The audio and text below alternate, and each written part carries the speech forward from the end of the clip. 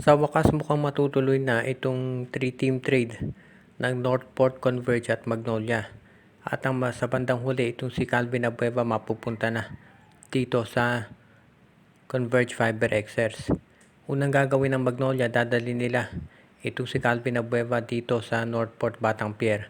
At ang magiging kapalit ay itong si Cade Flores. Samantala naman, itong si Abueva, diretsuhin yan nadali ng Northport dito sa Converge Fiber Xers. At ang kapalit ay si Jeyo Ambohot. So parang ganyan ang magiging sitwasyon dito. Gusto lang nating linawin na baka itong si Cade Flores, baka hindi pa yan ang kunin ng Magnolia. Baka wingman ang kunin nila, baka si Joshua Monson. Hindi pa kasi natitiyak dahil marami pang posibilidad na pwedeng mangyari. Ang maliwanag dito, itong si Calvin Abueva ay ite-trade ng Magnolia dito sa Northport, Batang Pier. At pagdalit natin sa Northport, ang Northport naman isi-ship agad si Abueva dito sa Converge para kay Jeyo Ambohot. So mukhang ganyan ang magiging palitan. As it is, mas nakalalamang daw na baka si Monson ang makuha ng Magnolia kaysa dito kay Cade Flores dahil nakuha na nila si Xavier Lucero. So mukhang ganyan ang magiging sitwasyon. As it is, alam natin na itong si Calvin Abueva talagang matagal nang gustong makuha ng Converge Fiber Xers. So hindi na ito nakagugulat.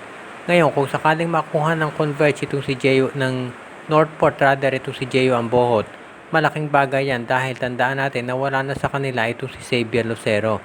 So kung magkakaroon sila ng isang 6-7 na stretch 4, malaking bagay yan para dito sa kanilang lineup. Kaya sa tingin ko okay na okay sa lahat ng tatlong teams na nabanggit. Kung matuloy nga at mapunta sa kanila itong si Xavier, itong si Calvin Abueva, si Jeyo Ambohot at itong si Joshua Monson o kaya naman ay itong si Cade Flores.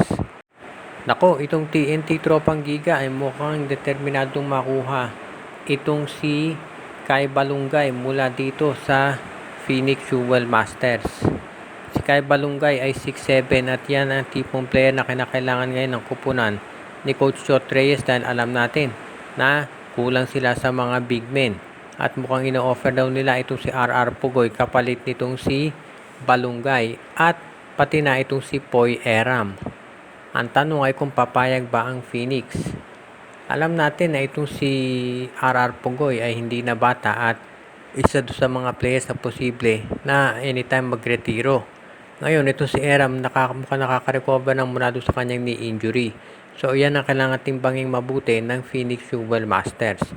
Kung sakasakali at 100% na ito si Eram, mabibigyan niya ng experience itong Phoenix Jewel Masters. At alam natin kung ano ang capability ni Poy Eram. Ang advantage nga lang nito si Kai Balungay, mas bata siya.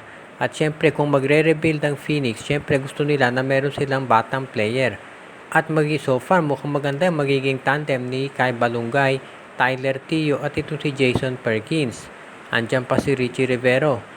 Pero depende rin kasi yan dito sa iyo offer ng TNT dahil kung isama mo si Poy Eram plus itong si RR Pugoy, mas medyo malakas-lakas na yung firepower ng kanilang lineup. Isipin mo, kung meron kang Eram, Perkins, Pugoy, Tyler Tio do sa lineup mo, plus meron ka pang import, baka maging instant playoff contender itong Phoenix Jewel Masters.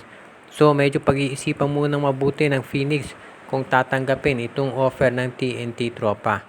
Kung sakasakali makikita natin dito kung ano ang magiging desisyon ni Coach Jamaic Jarin at syempre si Chot Reyes na sa ngayon determinado na mag-rebuild dito sa TNT Tropa.